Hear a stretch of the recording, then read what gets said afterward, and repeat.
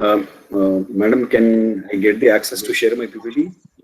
Yeah, just a minute. Just a minute, sir. I'll introduce first. Dr. Mohammad Misbahuddin did his BTech from Gulbarga University, MTech from JNT Anantapur, and PhD in cybersecurity from JNT Hyderabad. He is working as Joint Director at Center for Development of Advanced Computing, ECT Bangalore, where he heads the Information Technology Systems and Services division at CDAC Electronic City. He is the Chief Investigator of Information Security Education and Awareness Project at CDAC Bangalore. He is the co-investigator of Next Generation PKIs for Smart Applications Project. He is the coordinator for ACTS courses. He is the chair of working group of IEEE standard for authentication in multi-server environment. His patent on authentication in multi-server environment is granted by Indian Patent Office. His two more patent applications are in evaluation stage with IPO. He has 40 plus research publications in international journals and conferences. He has 18 years of experience in research, training, and project development. He is the initiator and co-investigator of national e-authentication project called e-Praman. He was instrumental in drafting the e-authentication standards for MIT, Government of India. Under his supervision, 2 scholars were awarded PhD and 4 scholars are currently pursuing their PhD from different universities. He has been a guest speaker at various international and national conferences, workshops, and has delivered more than 120 talks across 32 states and UTs in India. His areas of interest include information security, strong authentication, PKI, risk-based engines, zero trust architectures, DNA cryptography, DNS security, identity of things. With this brief introduction, I request Ms. Basa to take over the session.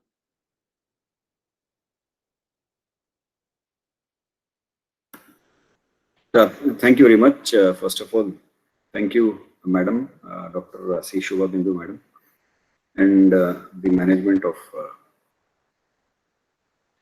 JNTU Anantapur for allowing me to deliver a talk on cyber hygiene. This is a kind of introductory or basic kind of a talk which I will be delivering today, and my tomorrow's session will be more on kind of research areas which are related to cyber security that can be explored right now, and which are the areas which are to be which really requires a lot of research work to be carried out in that particular area. So today's session, I'd like to more importantly focus on the basics of information technology, basics of cyber security and cyber crime basically, and a little bit of I have given the perspective from IT Act, Information Technology Act also. So let us start this particular session now. I'm just trying to share my PPT.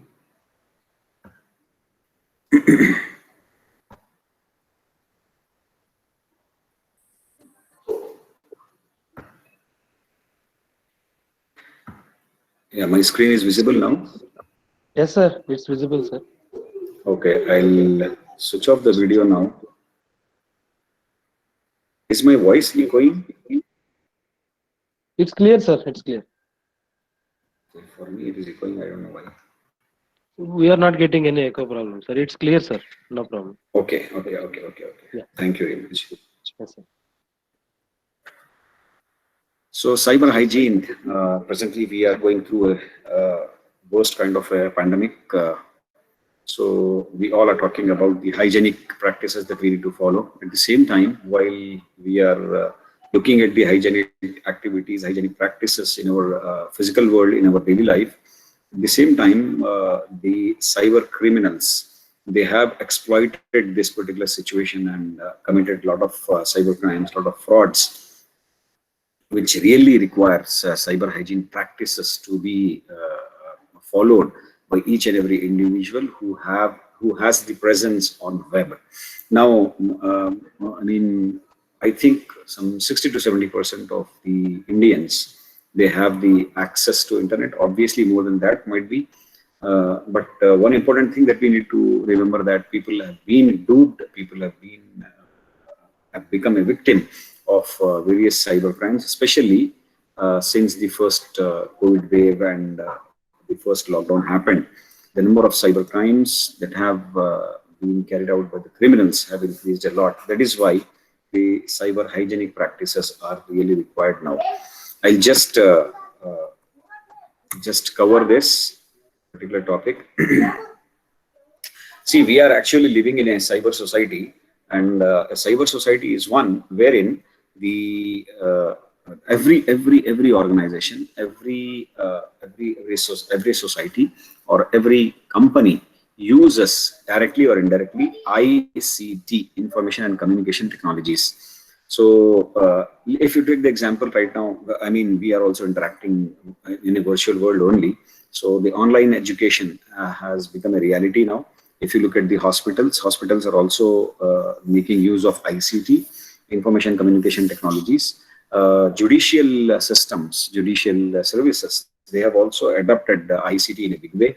The hearings are happening over virtual conference, video conference, or in a virtual manner.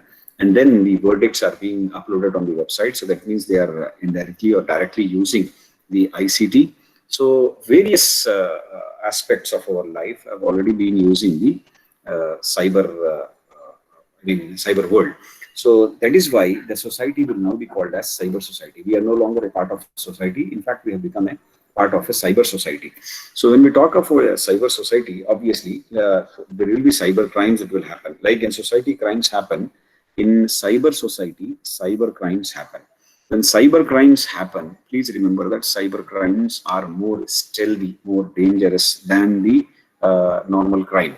Okay, because the amount of damage that a cyber crime can do is much bigger than the damage that would be done using the general crime. Okay, so that is where we need to create awareness about the cyber crimes as well. Now, cyber society, as I told you, uses internet, right? So the internet in India by 2020, this was the projection by Niti Aayog, the planning commission body of Government of India. They had predicted that in the beginning of 2020, we are already in 2021. So at the beginning of 2020, they had predicted that 730 million internet users would be there. New users would be there from India.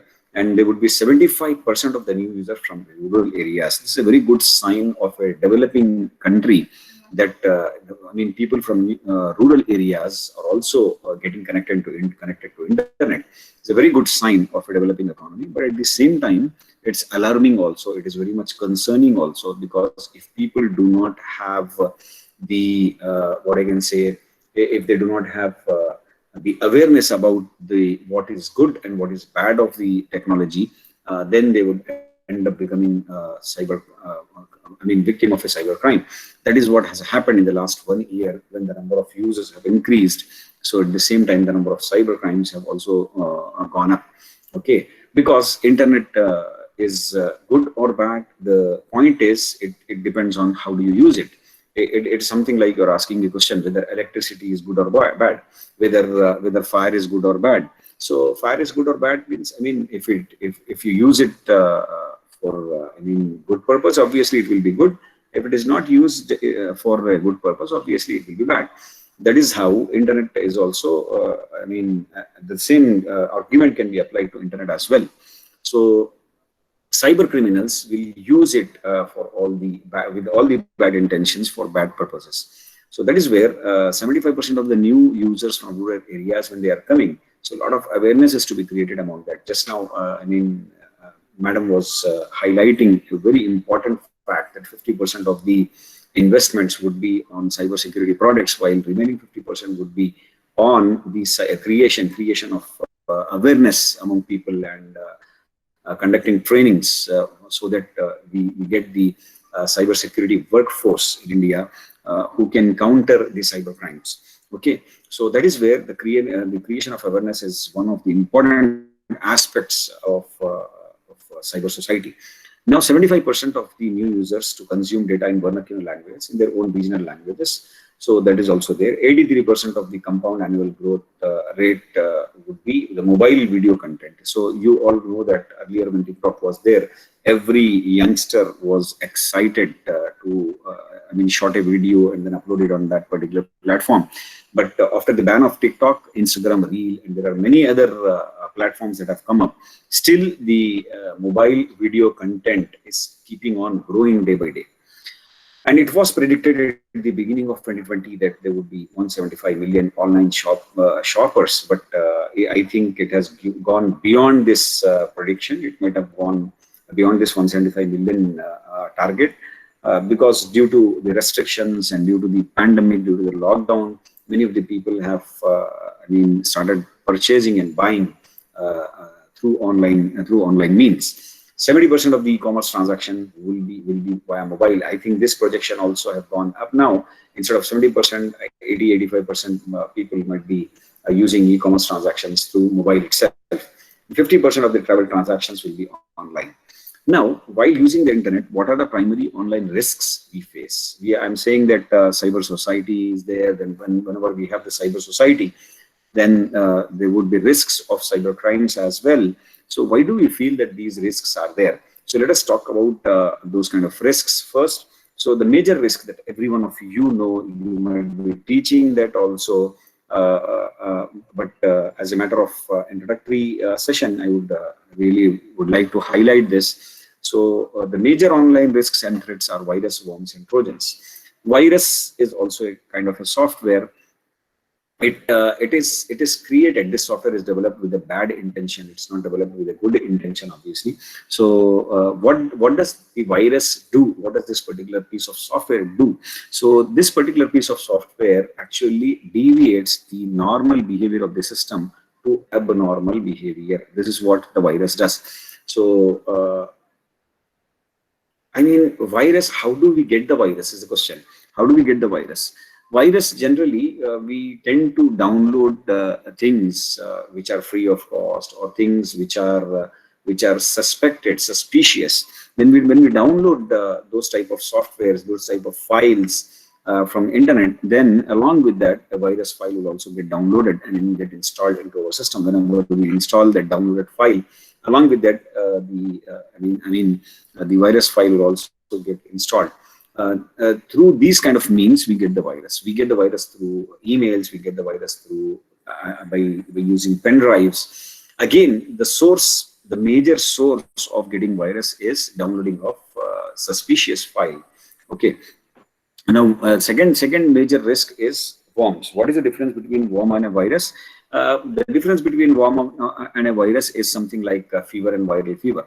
So if someone gets fever, then he only will get infected and there is no harm to the other people. Whereas if someone gets viral fever like corona or any other viral fever, then there is a high risk, high chance, because it is a highly infectious disease. So it is a high chance that this particular infection will spread and then infect other people as well in home or the people who are in contact with this particular guy. So virus and worms. Worms is also a kind of virus, but it has viral nature in it. Okay, so or in layman's language, you can call it as viral virus. Okay, that is what is nothing but worm. Now, what is Trojan? Trojan is nothing but another kind of special type of a virus, which from outside it looks like a genuine software, a genuine application, but when you download it, a virus or a worm gets downloaded along with that particular software. For example, I am searching. I want a free antivirus software. So I just searched on Google free antivirus software download. So I get a link and I download it. I'm happy that I'm able to get free antivirus. When I download that free antivirus, along with that, I'm not realizing the fact that nothing is free in this world. This is the fact. Nothing comes free in this world. The person who is providing me the free download is not my relative, is not my friend, is not known to me. So what is there for him to gain by providing me free of cost softwares which are actually paid, which are actually commercial in nature by the organizations who have developed it? So why this particular guy is providing me? So something hidden might be there. So when he provides me free of cost software, then obviously there are high chances that along with that free application or that particular free software or free antivirus, a virus file or a worm file also gets installed into my machine. Let us say in the form of a spyware, in the form of a adware, or in the form of a keylogger. So what is keylogger? Basically, a keylogger is the one wherein whatever you type, that keylogger will copy all your keystrokes into a particular file, and then stores it in a hidden location which you will not be able to access. So that particular hidden location would be accessed by the criminal remotely whenever you are connected to internet. So that is how a Trojan works. You will not be able to realize. You are happy that you have installed antivirus software, and when you are installing antivirus software, along with that, this virus or a worm gets installed, and then it is also running in the background, and you are not realizing that particular fact. That is nothing but a Trojan. So these are the differences between virus, worms, and a Trojan. Now coming to cybercrime, what are cybercrimes? What do you mean by a cybercrime? Cybercrime is any unlawful activity where cyberspace is used as a tool, a target, or both. This is nothing but cybercrime. Any unlawful activity where cyberspace is used as a tool. Okay, what is a crime? Let us say if I ask the question, what is a crime? A crime is any unlawful activity where a knife is used as a tool, target, or both. A gun is used as a tool, target, or both. So, means, what is that means? So that particular means here in case of cybercrime is called as cyberspace. Any unlawful activity where cyberspace is used as a tool, as a target, or both. So now let us try to understand what a cyberspace is. So according to the experts, the cyberspace is nothing but any device or any appliance which has an electronic chip in it is nothing but cyberspace. For example, my fully automatic washing machine is a cyberspace. My smart AC is a cyberspace. My smart refrigerator is a cyberspace. My mobile phone is a cyberspace. My pen drive is a cyberspace. My laptop is a cyberspace. Because every device which I have taken example of, all these things contains chip, electronic chip. So any device, anything which has an electronic chip in it is termed as cyberspace. So now you might be thinking that what a geyser will do, what an AC will do, why, how anyone can perform an attack on that. Okay, there are many incidents that have already happened in this particular area. Let me give an example. We are talking about smart cities, smart homes, etc., etc. What is a smart home? Basically, a smart home is one wherein every appliance or every device, all the things are connected to a home server, and that home server you are able to access remotely using the mobile app that you have. Okay, so let me take an example. If you are, I'm going back from office to my home, and no one is there at my home, and I want to just take bath as soon as I go back because it's hot summer day. So I just want to take bath. So on way to my home, remotely I want to access my geyser. At the same time, I want to access my AC also, because I was sitting in AC room at my office, and I am using my AC car, and I want, as soon as I enter my home, I want that home to be having a temperature of 20 or 22 or 23. So because no one is at home, so I can operate it because my home is a smart home. So I'm accessing it remotely. When I'm accessing it remotely, I'm able to operate all my devices, all my appliances as well.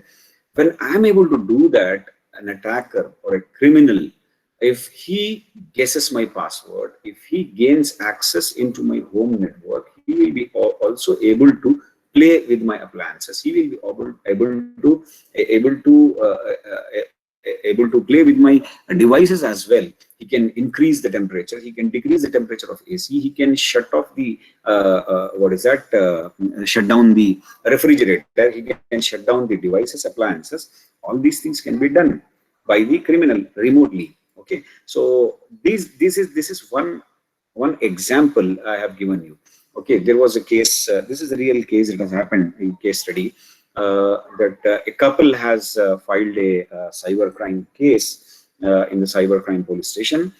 saying that their cameras, they feel that their cameras are hacked because they have seen their own CCTV video on someone's account on social media.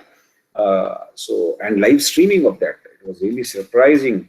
So when the investigation was done, the point that came out was the password that they had set was very weak. So the cyber criminal has hacked into their, home network, and then from there, the hacker, he accessed the CCTV cameras of the house, and then he started manipulating with the camera. Manipulating in the sense it was a rotating and moving camera, so he was able to capture the pictures, capture the video, and live stream it onto the social media. So there, what is the cyberspace there? The cyberspace is nothing but your home network. The cyberspace is nothing but your CCTV camera.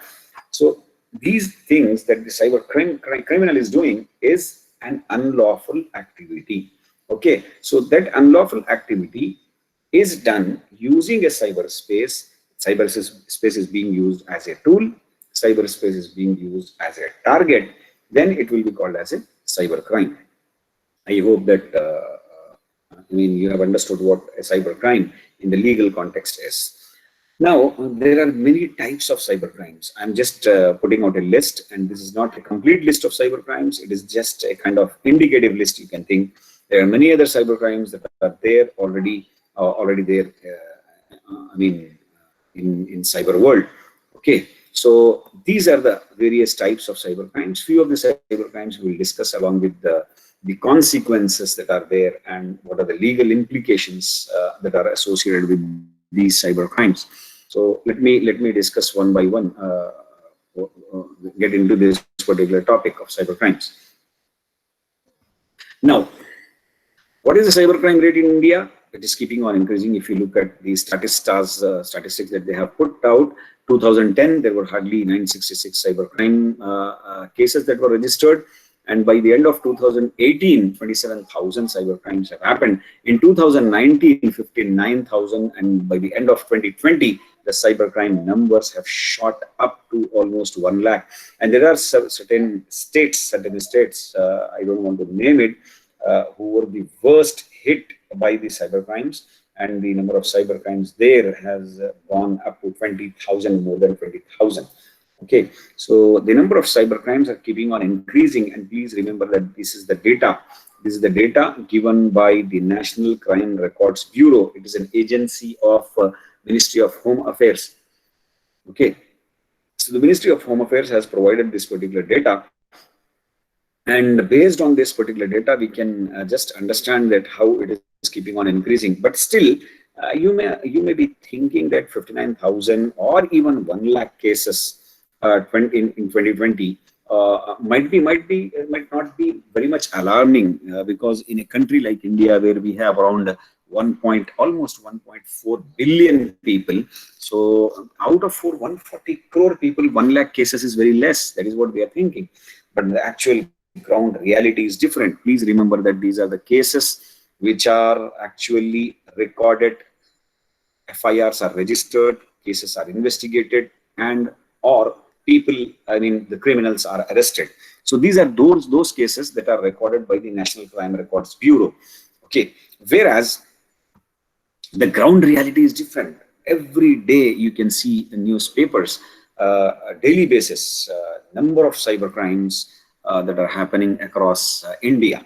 Okay, and as I told you, the number of cybercrimes have shot up, increased, especially in the recent times, more specifically during COVID.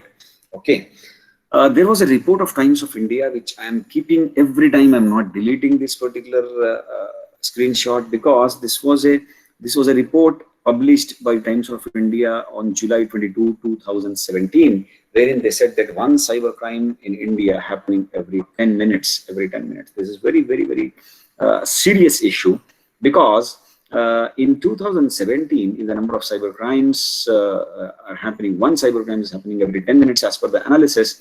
Then by this 2021, the time has come down. One cybercrime might be happening in 3 minutes, 4 minutes, 5 minutes. I don't know how much, means the number of cyber crimes have increased. In 2016, there were 50,300 incidents observed. There is a difference between incidents and the number of cases that are being registered. Please remember that. So the number of incidents are quite high comparing to the number of cases which are registered, which you have the documented data. So why there is a huge difference? Because there are many people who don't want to register any case, who don't want to go to the police station, and there are many people who don't know that this is cybercrime. And if they do know that this is cybercrime, they don't know what is the procedure to file the case. And if they do know that this is cybercrime, then also they think that we have not lost much, so just keep quiet. Okay, so these type of many such type of cases are there where people have various reasons for not filing the cases. Okay, now in this particular scenario, what are the hygienic practices as per the title of the presentation? What are the hygienic practices that we need to follow, that we need to carry out? So after a lot of discussions and a lot of background work, I came to an understanding that there are 4 key areas that require a lot of attention, a lot of focus. And if we focus on these areas, I hope that we will be protected a little bit more comparing to the current protection that we have. Okay, because I'm not saying that if you follow these 4 areas and if you focus these areas, you will be fully protected. No, please remember that very important point I am highlighting you here, which I have heard in a security conference. It is said that nothing is secure in security. Okay, so as a perception, as a perspective, I can only say that today, because I'm using these applications, I'm secure. I don't know by evening or tomorrow what will happen to this particular software as well. Any kind of attack, any kind of innovative cyber attack may happen, which may damage or destroy the security of that particular so-called application. So nothing is secure in security, that you need to remember. So these are the 4 areas. I'm just telling you that these 4 areas you need to focus. These new areas, these 4 areas you need to focus in order to protect yourself, in order to prevent the different types of cyber criminal activities. Okay, let me concentrate on each and every one by one. Okay, let us start with the identity. Again, identity itself has various phases.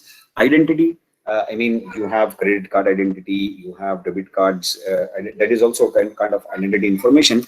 Basically, what is identity? What is identity? Identity is my name is my identity, my email ID is my identity, my phone number is my identity, my Aadhaar is my identity, my credit card details, my debit card details. All these things fall under identity related information as per law as well. Please remember that your information is classified, is categorized as sensitive information, sensitive personal information, and personal information. Now, what is personal information? Your identity related information is termed as personal information. Okay, which identity related information? My name is my personal information. My email ID is my personal information, and my phone number is my personal information. Okay. Now, what is sensitive personal information as per law? Because law has categorized it. If you read the Information Technology Act 2000 and its amendment 2008, then the IT Act clearly says that the sensitive personal information is nothing but the financial related information, like my credit card details, my debit card details, my user ID password, like my credentials for my internet banking, and my question answers, secret question answers which I give in case of forgetting the password. So all these things comes under sensitive personal information. And recently, 2-3 years back, Supreme Court has given a verdict that Aadhaar also comes under sensitive personal information. That is why I have highlighted here. Okay, I hope that everyone is in line with me, because continuously I'm talking here. Can anyone speak? Hello. Yes, sir. Yes, sir. Yeah, everyone is in line with me, right? I hope that all are listening to the session. If you have any doubt, you please. I'm not able to actually see when I'm sharing the slide. I'm not able to see your questions or whatever doubts you are asking. Request everyone to turn off. Okay. So if you okay, but laws are different from state to state, country to country. Okay, could anyone share attendance? Okay. But laws are different from state to state, country to country. See, in India, we have one IT Act, Information Technology Act, which is applicable for the entire country. Okay, it is passed by the parliament, so obviously every state has to follow that. Okay, so okay, different countries might be having their own version of Information Technology Act. I mean, they call it as electronic law, electronic act. So different types of names they have given, but in India we have the act by name Information Technology Act 2000. Originally it was 2000. Later on it was amended in 2008, and further amendments have been happening because of the introduction of IT Act, introduction of digital locker, and introduction of Aadhaar. So a lot of things are there. Okay, shall I continue the session? If you have any doubt, you can please open your mic and then please ask, because I'm not able to see when I'm sharing this. I'm not able to see the chat box. Okay. Yeah. So now I just tell you that identity related information, identity theft. Under identity related information, the biggest cyber crime which everyone is very much concerned about is nothing but identity theft. Identity theft is nothing but stealing your identity related information. Okay, and in the legal language, fraudulently or dishonestly using someone else's electronic signature, password, or PIN, or any other unique identification feature. This is nothing but identity theft as per Information Technology Act. The closest phrase that I'm telling you. Fraudulently or dishonestly using someone else's electronic signature or digital signature or password or PIN or any other unique identification feature leads to a cyber crime called as identity theft. And identity theft has a liability, has a punishment. If any person is found to be convicted in this particular identity theft attack, then he would be punished with 3 years in jail, and there is some fine also. We'll see that particular slide when it comes. ATM frauds. There are many of the ATM frauds that do happen due to the usage of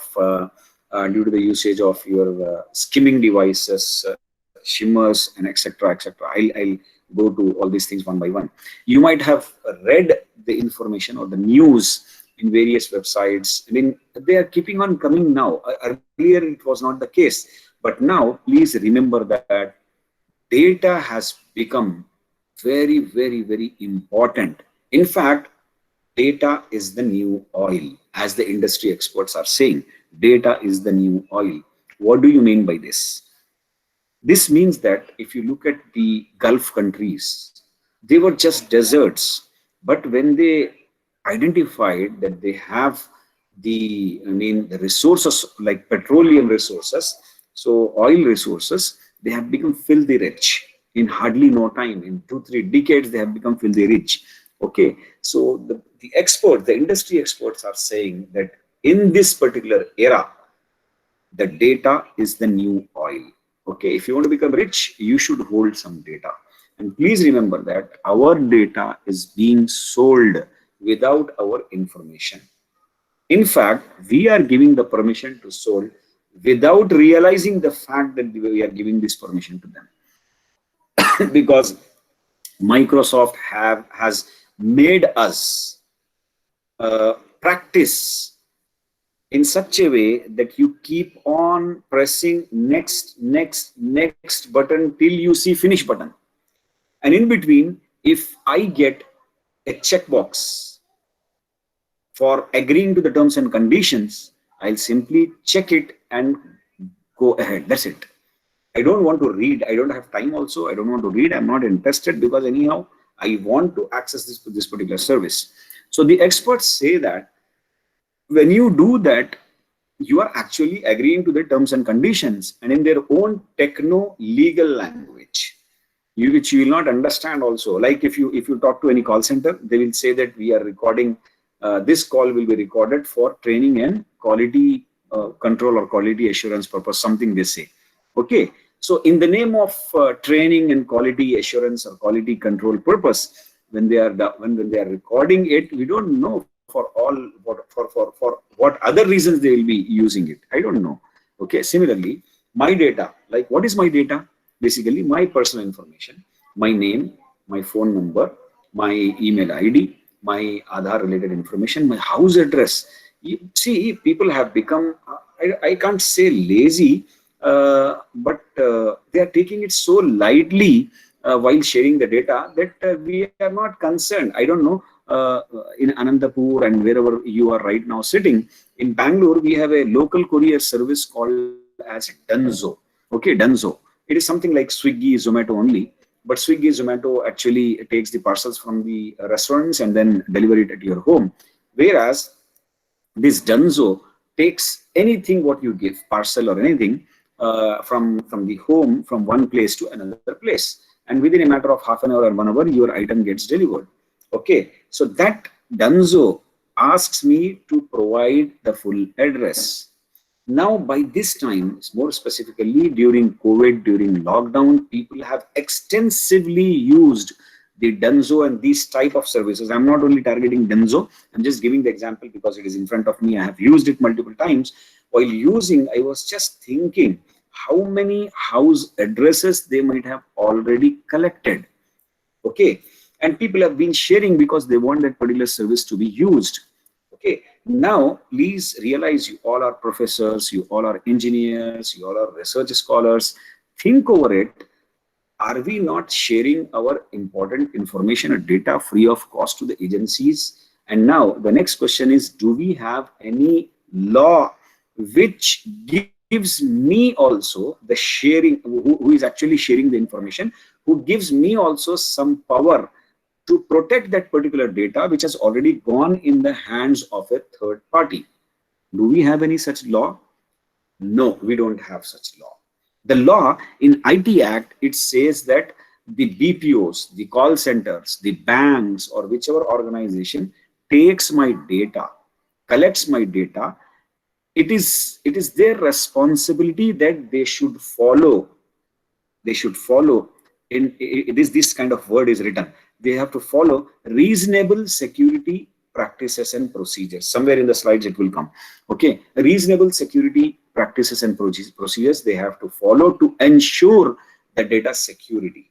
Okay, now despite that fact, despite that particular clause in IT Act, I have read the news that Zomato accounts are hacked, Swiggy accounts are hacked, so and so accounts are hacked, and this is the latest news that yesterday late night I received a message. I'm holding the frequent flyer membership of Air India. So Air India has sent me a message, sent me a mail saying that there was a data breach. I don't want to reveal the entire thing. So there was a data breach, and there are many accounts that were compromised, including yours. First of all, I doubted whether this particular account, whether this particular SMS is a fraudulent SMS or a genuine SMS from Air India. But when I did little bit of scrutiny by looking at its website and by looking at the number that they have shared, all those things were genuine. Then I got a little bit concerned that what all information I had shared on Air India website, because I'm a frequent flyer and I have to keep on booking tickets for local, domestic as well as international flights. So obviously my data, including my passport details, my date of birth, okay, all these details would be there. But morning, again, one more mail came. Today morning, one more mail came from Air India, which said that your passwords are not hacked. Other information was hacked, including credit card and debit card details. Thankfully, I never used credit card, So my credit card, there is no question of my credit card information being there on that particular website. And there is no question of me giving debit card details on that particular website. I always use net banking. I always use secure APIs. That is where I felt that, okay, I lost my data, but what kind of data I have lost? So my name, my email ID, my date of birth, and this kind of information, my phone number, this kind of information I have lost, but not the sensitive personal information. Please remember, that is why I have highlighted in the beginning of this particular identity related discussion. I told that there are two types of information: sensitive information, sensitive personal information, and sensitive personal information. So sensitive personal information, when you are talking about, relates to the information or the data related to your financial websites, related to Aadhaar. All these things comes under sensitive personal information. Okay, so let us try to understand and realize the fact that these type of attacks are already happening, and we are the victims of these attacks, and we are not realizing that. We are simply saying that, "Arey, hamara to data har jagah hai yaar, my name, my email ID, it is everywhere." Okay, but who is actually getting a benefit out of it? Who is getting benefit out of it? Other people, third party people, they are selling. I was once in one meeting, not meeting, basically a kind of a gathering of IT professionals was there. So, I mean, some networking tea session was going on. So I went up and met one youngster, and I just casually I was asking him, "Where are you working?" and all. So he said some company's name, which I heard for first time. So I asked him, "Brother, what kind of business your company does? IT business that your company does?" So he bluntly, without thinking second time, he bluntly said that, "We sell data." I was really shocked. I said, "What did you say?" Along with that particular guy, his manager was also standing. So suddenly he realized that, oh, this thing he should not have told. So when I asked him to repeat it, immediately his manager intervened, and he said that, "Actually, we do some sort of data analytics, blah, blah, blah, blah." He started speaking something else, trying to deviate the particular topic. Okay, so there are companies that do exist. Their only work is to sell data. I think I am talking to the, right now you all are from academia. You might have also received calls. Very recently I received a call. One lady from, the Telangana region or Andhra region, I don't want to reveal, basically, the earlier United Andhra Pradesh. So she called me and said that, "Sir, you hold a PhD degree, and then we are the educational consultants, and we want you to offer one very exciting thing. If you can give us a copy of your PhD, there are many of the colleges where professors are required. We'll keep your PhD copy and there, and we will show you as a professor, and whenever inspection is required, so we will provide you flight tickets, blah, blah, blah." So many offers she was giving. I patiently listened to it because I wanted to know what is my market value. I mean, just on a lighter note, I'm telling you. So I simply thought that, what is this happening? And then I very coolly and calmly, I asked that, Madam, do you know what you are talking about?" And then I asked her, "Where did you get the data from? How do you know that I hold a PhD?" She said that, "No, sir, we don't know.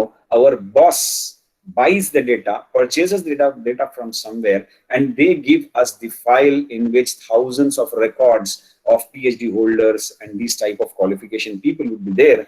We are just asked to make calls." Then I tried explaining her that, "Madam, what you are doing, you looks like a nice lady, and you are not aware of what you are doing. So you please try to understand that, what you are doing is a fraudulent activity. I can file a case, okay, under Information Technology Act, because you are clearly claiming, and I have a record of your call, even though please remember that I don't record calls just for threatening her. I told that I have a call record. I can produce it as an evidence. I can produce it in the court of law, wherein you will be in trouble. Please don't do these type of activities." Then she apologized and said that, "No, sir, we are not aware of all these things. We just know that our bosses, they buy the data from somewhere." And then, please remember that we are living this particular life. Okay, I'm just highlighting these type of issues because people still don't consider identity as a important information, important personal information. And people think that it's just an identity. Okay, what is there? Okay, you might be getting a question in your mind that then what we should do. Please remember, please go and read the data privacy bill. It is still in bill stage. It will soon become law whenever Parliament actively debates on that particular law. It will, bill, it will become a law. Data privacy bill. Or you read the General Data Protection Regulation, GDPR of Europe. Because I mean, our data privacy bill is very much influenced from GDPR and other international laws, and they have given an Indianized version of it. So please read those type of documents. It will be available on it. You search and you will get it. Okay, data privacy bill. I was just casually, I was reading as a glance, I was reading it, and I found that that particular law to be very much effective. Especially, it gives a power to you and to me, to the users, to the owners of the data. Let us say my data is there with a telecom operator. So it gives me a power to ask that particular telecom operator that I don't want to use your service. I no longer wants to use this service. I am changing my SIM card from the telecom operator A to the telecom operator B. So when I'm moving out from your server, you should no longer keep my data. Please delete it and send me the acknowledgement. And they are compelled to do that as per that particular bill. And if that becomes a law, then we will have a little bit of power on our data. Right now, the situation is one way. What do you mean by one way? One way means we have to sign the terms and agreements. We have to agree to the terms and conditions that they ask us to sign or agree. If we don't sign that, or if we don't agree to the terms and conditions, we will not be able to use their service. Okay, this is a one-way mechanism. Actually, it should be two-way. So, whereas the data protection bill gives a little bit of flexibility to the owner of the data as well, wherein it says that, okay, you don't want to use this particular service. Okay, you want to use this particular service, but don't want to share your data. Okay, you can do so, but little bit of information anyhow you have to give. So such kind of things will surely come up once that particular bill takes the form of a law. Okay, so now I'll move on to the ATM frauds. This is quite old, but at the same time it is very interesting, and it is not stopping as well. It is not stopping. People are still becoming victims despite the awareness. A lot of awareness among people. People are still becoming the victims of this. Please remember that this is a skimming device. This is the skimming device which you are seeing. The person that he's holding in his hand. This is a skimming device. You just follow my cursor. So this green color. So what is a skimming device? The skimming device is nothing but a card reader kind of a device which has the same shape, same color, same size as the original ATM card reader. When you insert the card, it will be affixed. It hardly takes 2 or 3 seconds to get affixed. When you affix it, so what will happen is when you swipe the card, when you insert the card and remove it, so your card data will be copied into this particular device, and this particular device data will be copied into the computer or any other device. And then when a new card, empty card is swiped in this particular device, that empty card will become the duplicate of your card. So this was possible with the magnetic strip cards.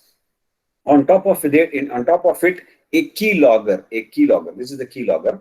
A keylogger will be used by the attackers. So here you have this particular original keypad. On top of it, they will affix it. It's a detachable device, so it will not take much time also. So they will simply affix it, and here you have a camera. So whatever you are entering, the PIN or something, the passphrase, password, whatever it may be, so that will be captured, or that will be captured by the keylogger device itself, and the card data is copied into this one.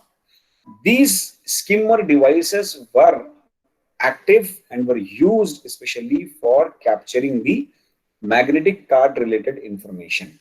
But later on, if you see, the banks have converted, have changed our cards from magnetic cards to chip cards. Okay. Now, what are the chip cards? the chip cards will not work. I mean, these devices will not work successfully for the chip card. They cannot collect the information for the chip cards. Okay, no worries. The criminals are already there with the shimmers. What do you mean by a shimmer? A shimmer is this kind of a device which actually captures your chip card data as well. This might be looking like a big size, material, but please remember that it can be fixed, it can be customized to take this kind of a shape. Okay, to fix in this particular device. So again, we are back to the same kind of frauds, skimming fraud. These kind of cyber crimes are called as skimming cyber crimes. Okay, so the same thing can be attached to POS terminals also, point of sale terminals also, where you swipe the card. So please be aware whenever you are swiping the card, make sure that the restaurant or the place where you are going to swipe the card, these kind of POS terminals are repeatedly used. Let us say if I'm going on a highway, I just wanted to have lunch or something. I stopped on some random dhaba, and there I want to do a digital payment. Digital payments are good, but at the same time, be very careful. So when you want to do the digital payment, obviously you'll ask for this, but you are not sure how many transactions per day these devices are being used for. So if it is very rarely used, we can't guarantee also whether any kind of shimmer device or skimming device is attached to it. We can't guarantee. So be very careful whenever you want to swipe your cards. Okay, so this is what is your cyber hygienic practice that you need to follow. And whenever you go to any ATM machine, try to see this particular thing and try to plug it out. Try to plug it out. That is why in SBI has already implemented. I don't know about other banks. SBI has already implemented that now to withdraw certain amount of money, you need to carry your mobile phone also, because when OTP comes to your mobile, see, already it was a two-factor authentication. Now they have made it as a three-factor authentication.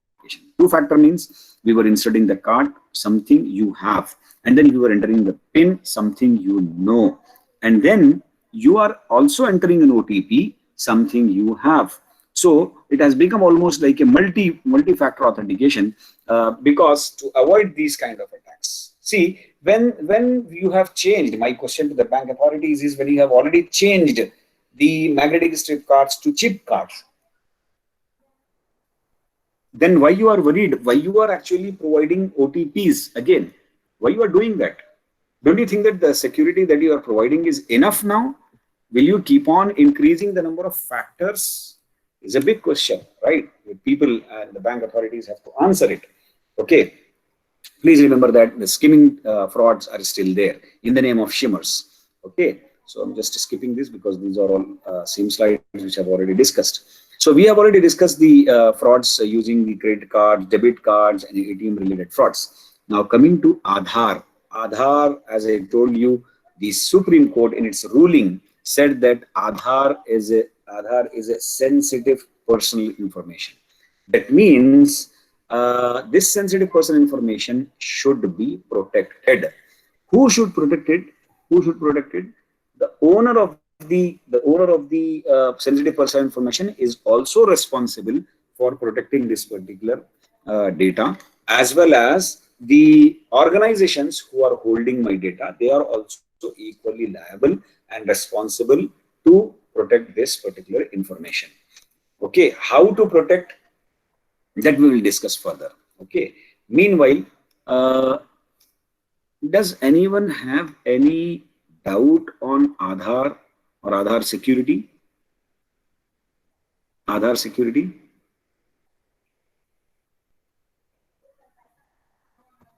Yes. Do you feel that Aadhaar is secure? Please, you can open your mics, or you can put it in the chat box.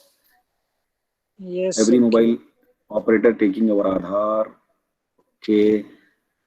How is it secure? How much secure is it? You are asking. Okay, I'll answer all those questions. You just put it so that I'll discuss in detail about this. Okay, so you have doubt on Aadhaar. Okay, let me first cover Okay, how to secure Aadhaar identity? Very good question, sir. Any other question? You please ask all the Aadhaar related doubts or questions you have, so that I can align that particular Aadhaar topic accordingly.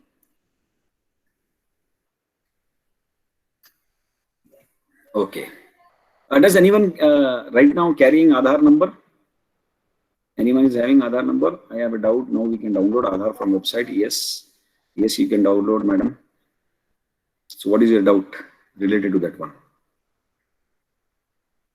Either you open your mic and directly ask the question, or you can type the detailed question here.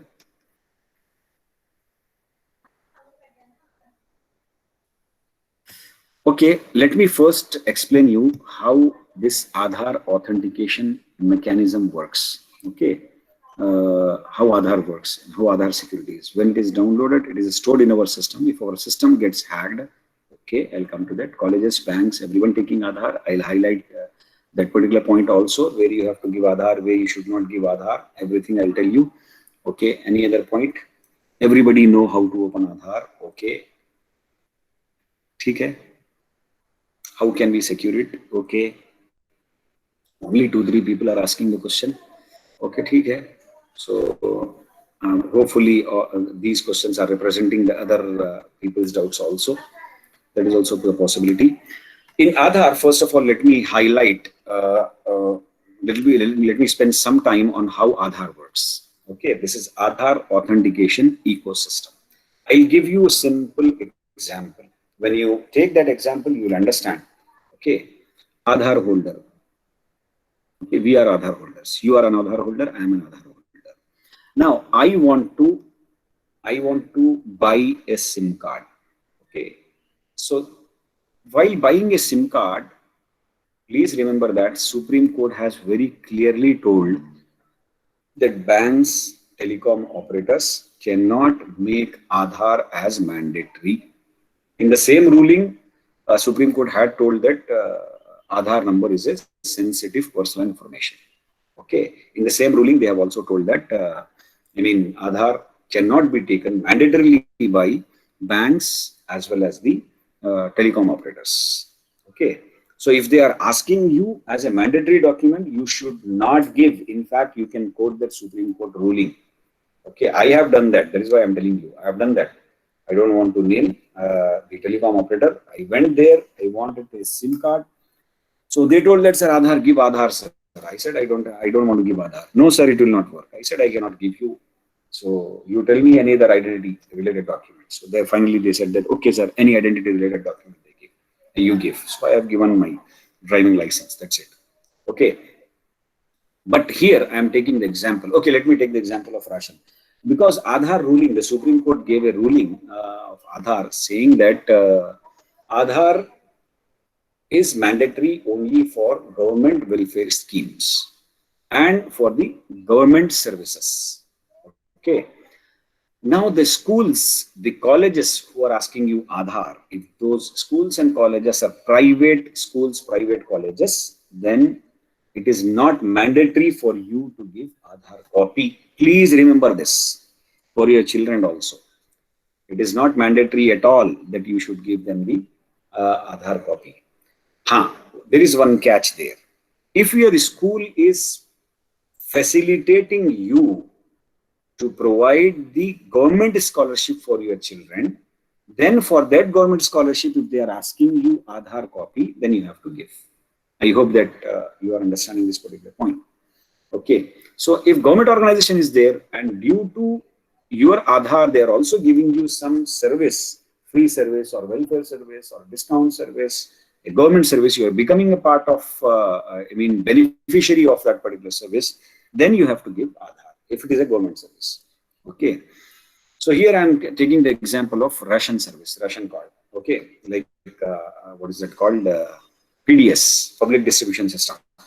So let us say I go to a ration shop to avail the ration.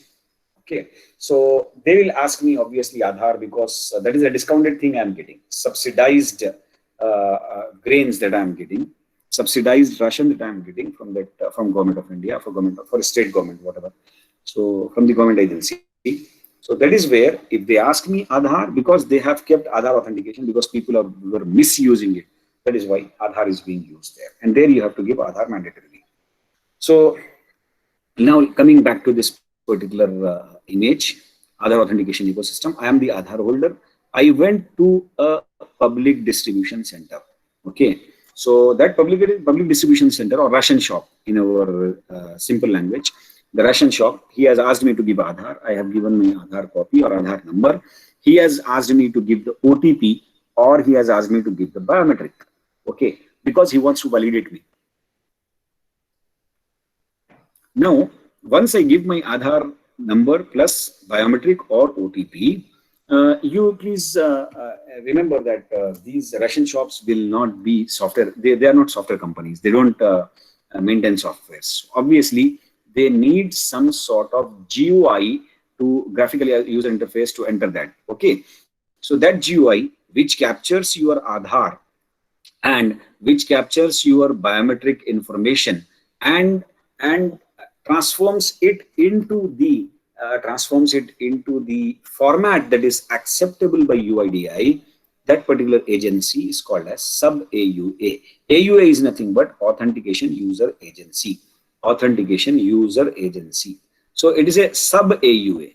So original AUA is the one who has actually developed a software of Authentication User Agency, an authentication software which facilitates the Aadhaar authentication. And this particular agency basically becomes a middleman between you, Aadhaar authentication device, and the Aadhaar authentication server. Okay, so this is a very big agency, but what this agency is doing, this agency is creating sub-AUAs. So for ration shop, it is giving you sub-AUA software, okay, which will get loaded onto your machine, or sub-AUA like telecom operator is there. It is, even though it is not mandatory, but if people are willing to give, there is no issue. Because I am willing to give, I don't have any issue with my data breach, so I don't have any problem, and then I can share. So in those type of cases, those telecom operator also need to have this particular software. So that particular thing is called as sub-AUA. So sub-AUA is part of AUA only. So Authentication User Agency. So my Aadhaar is captured, my biometric or OTP is captured by sub-AUA, and it is transformed into the format acceptable by the UIDAI, and all the checks in the sense whether this particular ration shop guy is the valid guy or it is a phishing guy. So that all those checks will be done by Authentication User Agency. So then it collects that data and forwards it to the authentication server. This authentication server is Aadhaar authentication server, which in Aadhaar's terminology is called as CIDR, Central Identity Repository. It is called as Central Identity Repository. Okay, so here I will write it as I may not be able to write properly because I'm not using mouse. I'm just using the so it is CIDR. I should use the mouse better. Okay, so Central Identity Repository. Now this is the Central Identity Repository. So what this Central Identity Repository does? The Central Identity Repository holds your Aadhaar related information.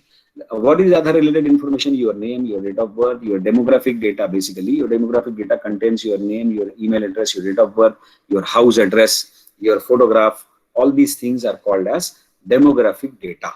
Okay, demographic data as well as your biometric data is kept in CIDR, Aadhaar Authentication Server. So now coming back to this, I gave my Aadhaar plus OTP, Aadhaar plus biometric, whatever it may be, and through sub-AUA to AUA, it goes to ASA. What is ASA? Authentication Service Agency. Now, what is the difference between ASA and AUA? Please remember that AUA can be anyone.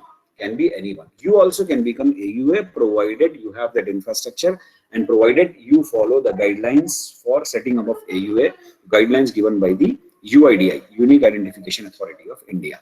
Okay, if you do that, then you can also become AUA, Authentication User Agency. And the connectivity between Authentication User Agency and the authentication device or sub-AUA is internet connectivity, and the connectivity between AUA and ASA is internet connectivity only, basically HTTPS. Whereas authentication service agency is an agency which is identified and licensed by the UIDAI itself. UIDAI have identified this particular agency, ASA, for providing the services. So this ASA interacts with the CIDR by way of leased line connectivity. This is where your security lies in. What is leased line connectivity? Leased line connectivity is a direct connectivity from that particular agency to the CIDR, to the authentication server. You please remember that here the connectivity till ASA is internet connectivity. Even though it is HTTPS, suppose if someone is hacking that, they will hack only this part. They will not be able to hack this because it's a leased line connectivity. So this circle, this dotted circle that you are seeing, okay, this particular circle is the protected circle. So only ASAs will be able to interact with the CIDR. Okay, so CIDR, when it receives your Aadhaar number plus OTP or Aadhaar number plus biometric, it will reply back. It will reply back as a yes or no. Yes or no. It will not share your information. Okay, this particular service is called as authentication service because only authentication was required. Please remember the example of PDS, ration card. What he wants, what the ration guy wants, he just want to validate that he is the right beneficiary. She is the right beneficiary. That's it. That is why is asking you the Aadhaar number plus OTP. Now, once this Aadhaar number and OTP is validated by the CIDR, CIDR says yes. Yes means this particular beneficiary is already an Aadhaar holder, a valid user of Aadhaar authentication service. So it gives just a yes or a no. And this response goes back from leased line connectivity to ASA, from ASA to AUA, from AUA back to your PDS, public distribution system, the ration person guide. Okay, this is how your authentication service works. But Aadhaar runs another service. It actually runs two services. One service is called as authentication service. Second service, it calls it as eKYC service. What is eKYC service? Basically, eKYC service is know your customer in e-mode, electronic mode. So there is no need for you to submit the hard copy of address proof, identity proof. That is what is called as eKYC service. Okay. Now, because initially Aadhaar had set up this entire authentication ecosystem infrastructure for just authentication service, but later on some of the needs arised. What are the needs that have arisen? I'll give you one example. My name is Mohammad Misbahuddin. Okay, so in some government databases, like in Aadhaar, it is written as MOHAMMED, Muhammad Misbahuddin. In some government databases, it is written as MOHD. In some government databases, it is written as MD. In some government databases, it is written as M only. And somewhere we know that we have a very big confusion in India. What is the last name? What is the first name? First name, last name, surname, middle name. We are fully confused in this. At least now, even though if we have got the clarity, in the beginning, we did not have clarity and we filled the form whatever we thought is correct. So the same way those data entry operators of those government departments have entered the data. So in some government databases, my name is Misbahuddin Muhammad, Misbahuddin MOHD, MOHD Misbahuddin, Muhammad Misbahuddin. So a lot of variations are there. And at the time of validation, it is not getting validated because the first name and the last name are not matching, even though the data is correct. So it was thought that there are multiple birds you can shot in a single arrow. So one such bird is simply you provide a uniform data across all the government databases. Uniformity. What is that uniform data that you have to take? Whatever is there in Aadhaar database, let us get that particular data and seed it in the database of so and so government department. Let us say in license, if my name is MOHD Misbahuddin. Okay, so I want to correct it. How do I correct it? Instead of going to that particular government department and all, it is very simple that I do my eKYC. Once I do my eKYC, what is the input for that eKYC? I give the same I give the same Aadhaar ID plus OTP, Aadhaar ID plus biometric, whatever is required. I give that, and the Aadhaar now will not return yes or no, because it is an eKYC service. In authentication service, it will return yes or no. In eKYC service, it will return my demographic data, not the biometrics. Please remember this. It will return the demographic data, and it will not return the biometric related information. Please remember, your biometric is very secure.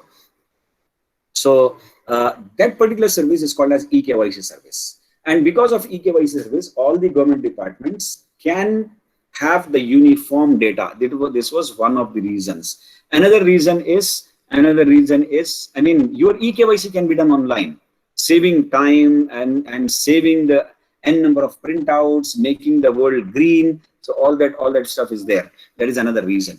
Okay, so I hope that I have clarified you the difference between these two services, authentication service and eKYC service. Now, one more difference you see here in this diagram. Please remember that we are actually seeing AUA in the diagram. AUA is the agency which provides you only authentication service, yes or no. If this particular agency wants to become eKYC service center also, or the agency to provide eKYC services also, then they have to get an additional license. And when they get the additional license, then this particular agency will become KUA. What do you mean by KUA? KUA means you are an authentication agency as well as you are an eKYC agency. So directly, if you are a new entity and directly you are becoming a KUA, then a KUA will be by default AUA as well.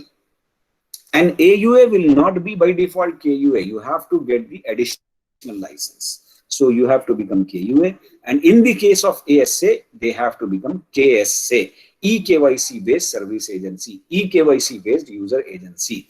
And please remember that your data is very, very, very much secure here in this particular server, because it has implemented, they have implemented all the security related standards, and they follow the multi-layer security. You have the physical security, you have the firewall, you have the UTM, you have every kind of security, multiple layers. And that too, you are seeing that, I mean, even if the attacker wants to hack, he can hack up to this point. Beyond this, he cannot get into also.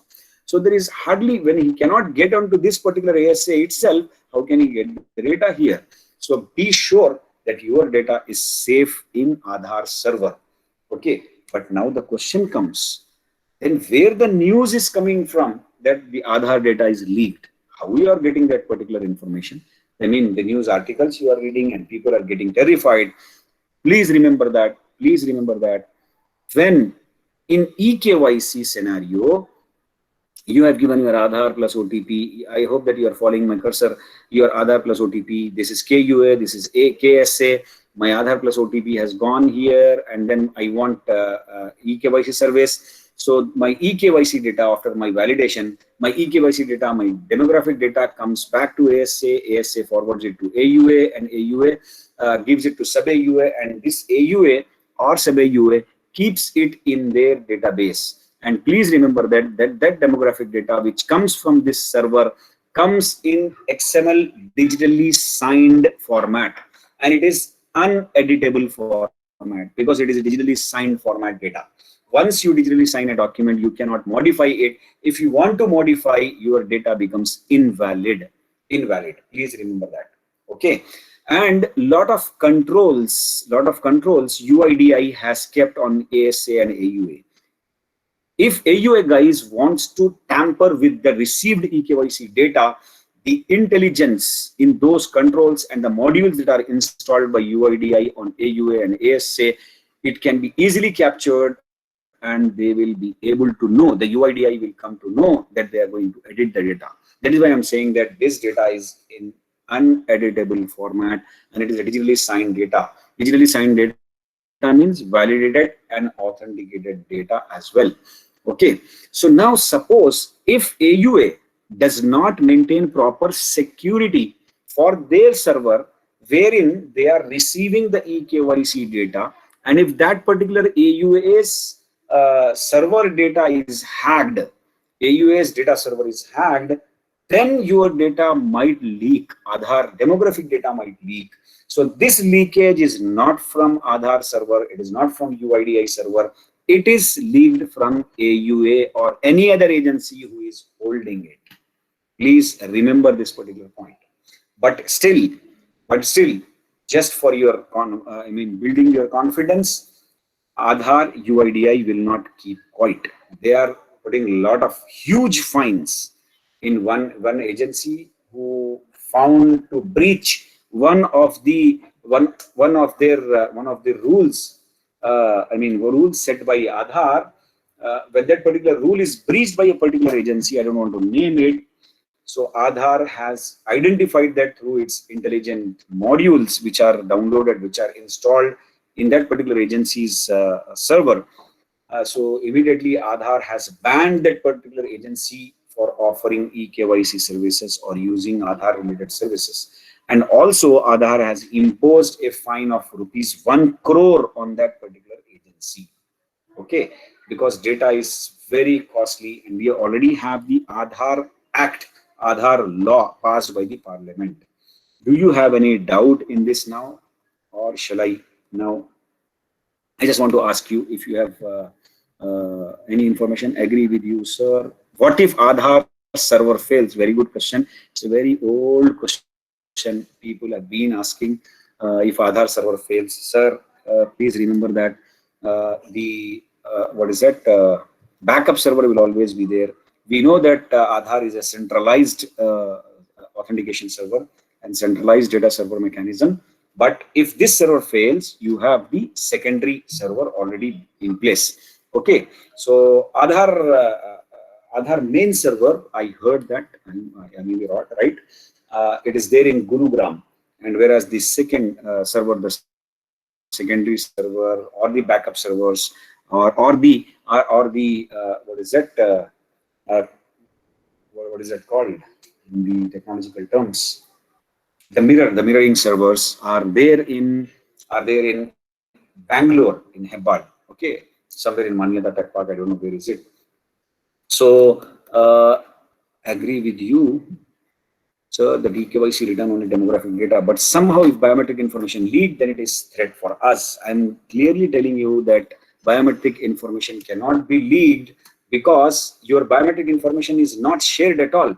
And that too, okay, if you have the doubt of leakage of that particular data, then let us see how Aadhaar has prepared the plans to protect your biometric. Let me show that also. If someone wants to use your biometric, you can use it. Let me. Are you able to see the screen now? I'm going to UIDAI server. Can anyone reply back?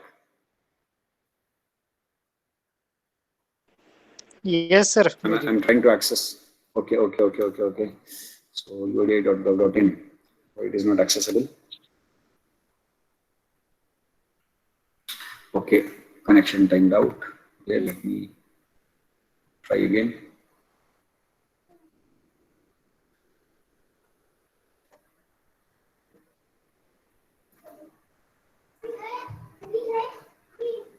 I think there is some issue with the UIDAI server. Let me check.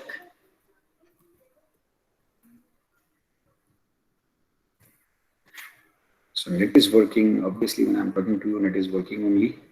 Okay. Okay. HTTPS I had to type. So see this website. I think you are able to see Aadhaar. So here we have one option called My Aadhaar. Just follow my cursor and just follow what I'm doing here.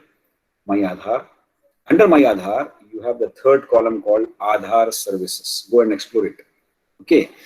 So there are two services that are of prime importance here to understand. One is Virtual ID Generator. Second one is Lock Unlock Biometrics. Okay. What is Virtual ID Generator?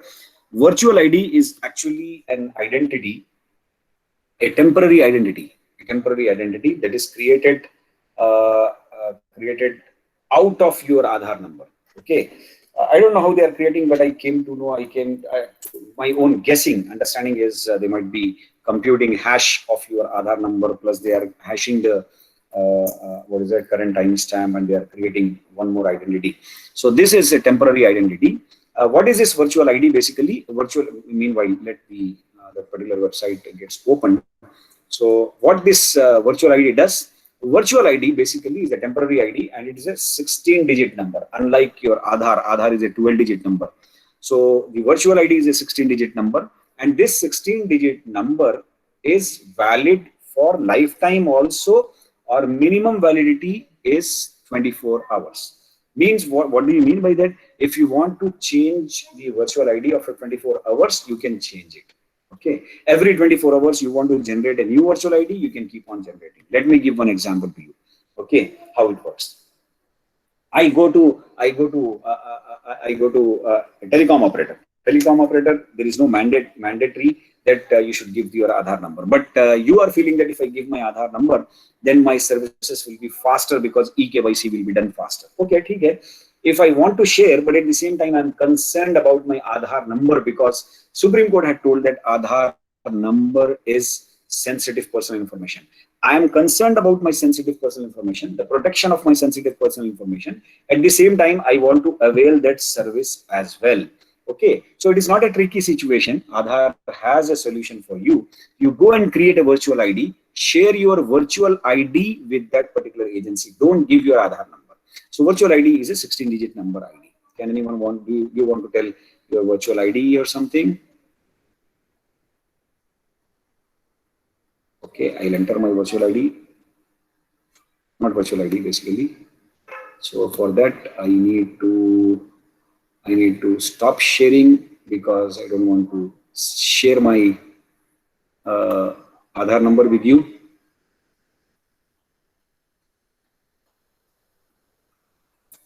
So I have entered here. I'll show you later. I have entered here the Aadhaar number and then CAPTCHA. CAPTCHA is you all know that CAPTCHA is for what is it? It's called as bot attacks. Okay, CAPTCHA is for bot attacks. So I have entered the Aadhaar number and then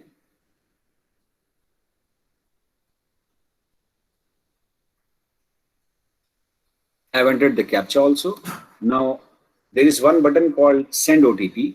So I hope you all are online. So obviously you can also try.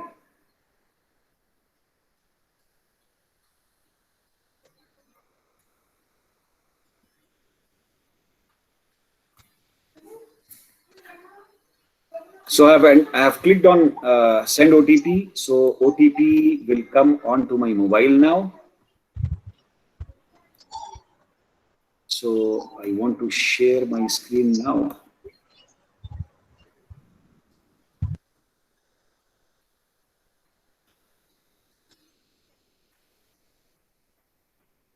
So you are able to see my screen now again? Yeah, please tell me yes or no. Yes. Yes, sir. Okay. So I have got my Aadhaar now. Sorry, what is it? I've got my OTP. So I'm entering my OTP 571249.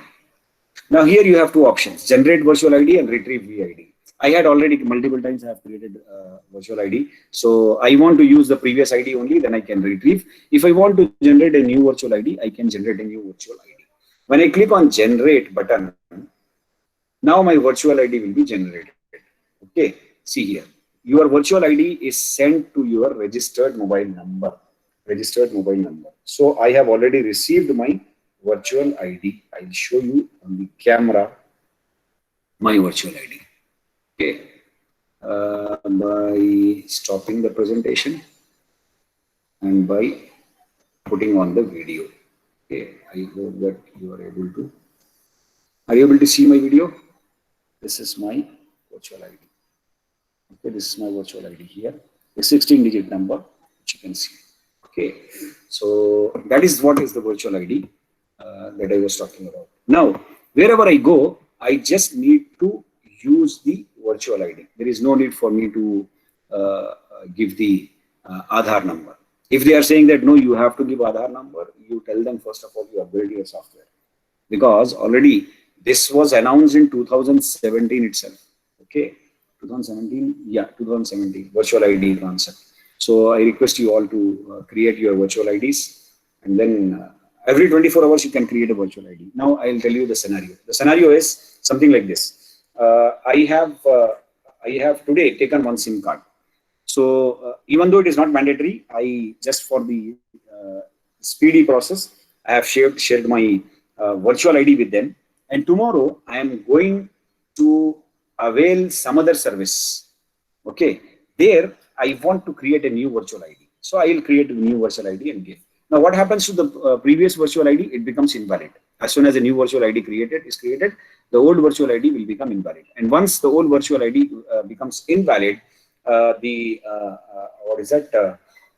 will happen to that telecom operator? Can he do anything with my virtual ID? He can't do anything, because already a new virtual ID is created and the previous virtual ID has become invalid. Okay, I hope that you have understood this particular concept. Okay, so that way it provides you security. Now, second thing is my Aadhaar also provides you lock unlock biometrics. Okay, so in this, one madam or some participant was asking the question, what about my biometric security? So you know that bank accounts will have the bank lockers. Okay, what is a bank locker? Bank locker is the one wherein you can keep your, these are the safe lockers given to individuals, where you can keep your cash, you can keep your, gold or whatever it may be. Okay, so access to that particular thing will be with you only. Okay, without you, bank owner or manager will also be not able to open that particular locker.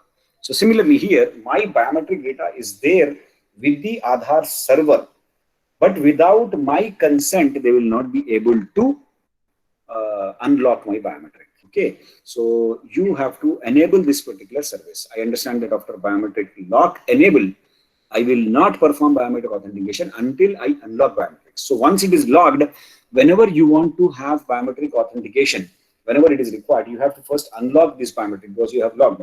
It is very sensible thing that is to be done. Now here also you have to enter your Aadhaar. Okay, you have to enter your Aadhaar, and once you enter your Aadhaar, what will happen is enter the Aadhaar number and then or virtual ID number. I'll enter the virtual ID better, so that we can see the application of virtual ID also here. 91055521 7546 9604. This is what is my virtual ID, which is just now generated SD and then IYU. Okay, so send OTP. So OTP will come to me now.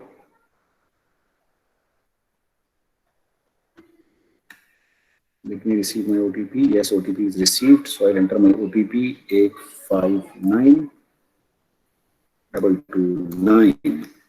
Okay. So my biometric is logged now. My biometric is logged now. Your biometric is logged. You will not be able to use biometric fingerprints for authentication, thus preventing potential misuse. You are preventing the potential misuse. So there are two options you are seeing here. One is called as unlock biometric, if you want to unlock it. And another one is called as disable locking feature. I no longer want to use that bank locker now. I want to take away my cash, my gold, everything from the bank. Yeah, you can do that. You close your bank locker account. Similarly, you want to disable this locking feature, you can always do that. Okay. But whenever the locked biometric, if you want to use it for authentication, you have to unlock it. Disable, you no longer want to use this particular service, then disable locking feature is already there on for you. Okay. So this is how your biometric locking and unlocking can happen. Okay. In addition to this one, this Aadhaar provides you, Google Play Store provides you the facility. It provides you the facility of creating the virtual ID onto the mobile app itself. So in Aadhaar, so they have the Aadhaar app. So this is what is Aadhaar app. Don't go by other, other apps which are related to, which are having the related names. Okay. Download only the one which is provided by Unique Identification Authority of India. Okay, validate that one and then go. So this is the Aadhaar app. You download it. What features it provides is, the first thing, you can see the video also. The first thing it provides is you can download your e-Aadhaar. Okay, and then you can download your e-Aadhaar onto your mobile itself, and then you can order the Aadhaar reprint. You can update the address online. You can you can generate the virtual ID, QR code scanner, eKYC, paperless offline eKYC. What is this offline eKYC? Earlier, eKYC was there, but the Supreme Court had struck down this. They said that no, only the government officials, only the government offices and the government services can use the Aadhaar eKYC service, online Aadhaar eKYC service. Now, what is this new concept of offline eKYC Aadhaar service comes from? Where it has come? The Supreme Court said that those agencies where the Aadhaar is not mandatory, if you want to do eKYC, then offline eKYC is to be done. Online eKYC is not allowed other than government agencies, government services. So that is where this offline eKYC, what happens is, when you give your Aadhaar plus OTP or Aadhaar plus biometric, you will be validated and your eKYC data comes in an XML format to you. You can download it. Now, whichever service is asking you to provide that eKYC data, so that eKYC data you have to provide. In online eKYC, what happens? The eKYC data directly goes from CIDR to the agency directly. Whereas in offline eKYC, it goes via you, the user, because you are giving voluntarily. So no one should be liable in that particular case. You are giving voluntarily. If you want to give voluntarily, then first download that eKYC data at your end. That is what is called as paperless offline eKYC. Okay. And then you can verify your email, mobile, you can verify Aadhaar, you can verify anyone's Aadhaar also, whether this Aadhaar number, because someone says that this is my Aadhaar number, and then you can make the payment, you can do the payment. People cheat also by giving the wrong Aadhaar numbers also. So you can verify whether this particular Aadhaar belongs to this particular guy or not. If you have applied for Aadhaar, you can check the Aadhaar status, you can update your Aadhaar, you can see the Aadhaar update status. So all those things you can do. At the same time, you can link your Aadhaar with other things. Now here, you can also see set Aadhaar lock. Now they have, this is the new feature I'm seeing now.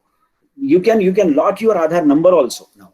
I have shown you just Aadhaar lock, unlock biometrics. So you can lock your Aadhaar number also now, so that no one can misuse it.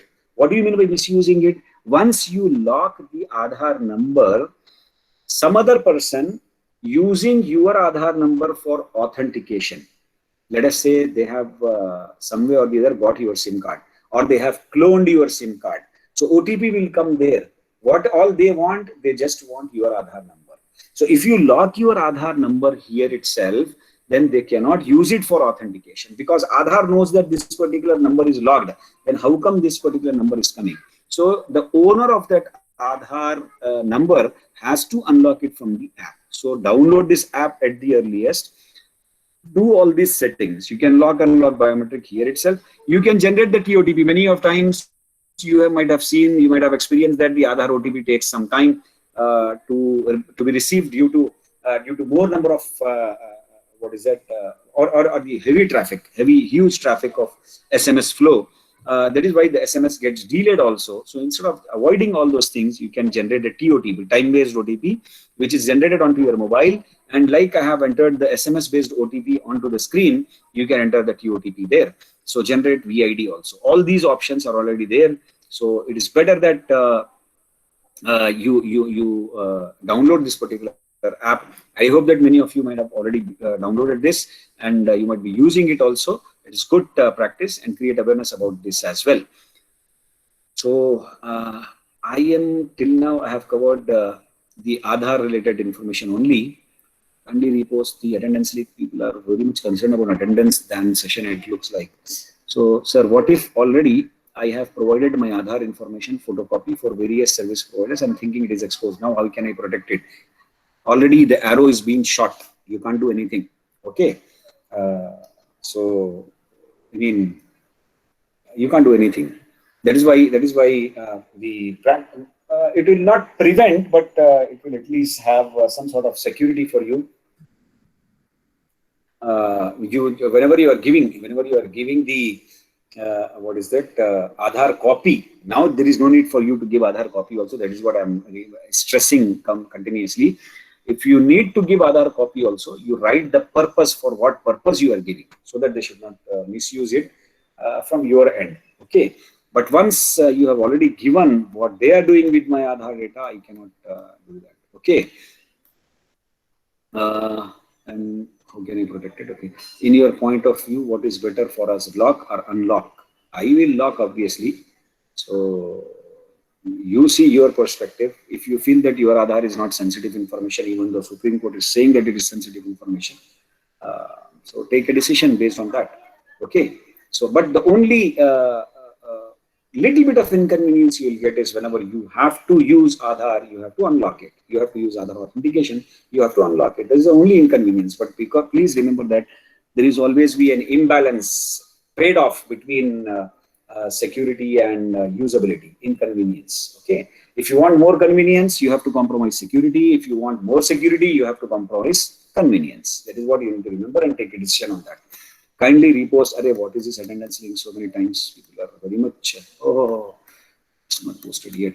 Why they are very much concerned about attendance? Is attendance is strict or getting the concept is more important? I don't know. So I think my session was till 12:15. Tomorrow, anyhow, I have the session. So whatever topic is left out, I'll cover tomorrow along with that. Use cases of AI and ML. Sir. So do you have? Sir, excuse me, yeah, sir. Please. Yeah. Sir, can I ask one doubt, sir? Please. Sir, I'm a victim of ransomware actually, because 2 years ago my system has affected with ransomware and I have lost my children's childhood photos and all with this. They're encrypted, but I have kept that encrypted copy safely only. Can I decrypt with some other, any software available for that, sir? Ransomware works, using the public key cryptography concept, public key and private key. What they do is they lock encrypt your basically files on your system using the public key that they have created, and it has to be decrypted with the private key only, and the private key is kept with them. Now the question is whether you can decrypt. No, you cannot decrypt, because such sort of ransomware attacks happened in my office also. People have lost the data. If you have the backup, then that is the only solution as of now, which we have seen. Okay. So private key, getting the private key, they will lure you, they'll attract you saying that you pay this much of money. Yes, sir, they have sent me that some amount. If you pay also, there is no, if you pay also, there is no guarantee that you will get back the data.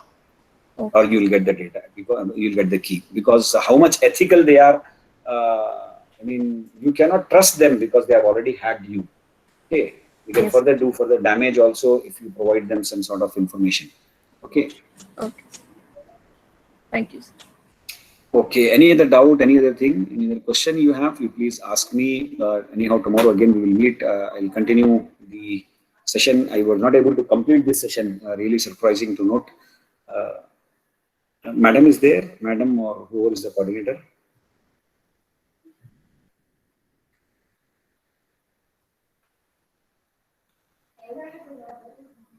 Sir. Yeah. There are issues, we will close it for this session. We'll close the session now, right? Tomorrow I will continue this particular topic as well as my tomorrow's topic. Okay? Sure, sir. Sure. Thank you very much, sir. Thank you very much, everyone. Thank you. Well done.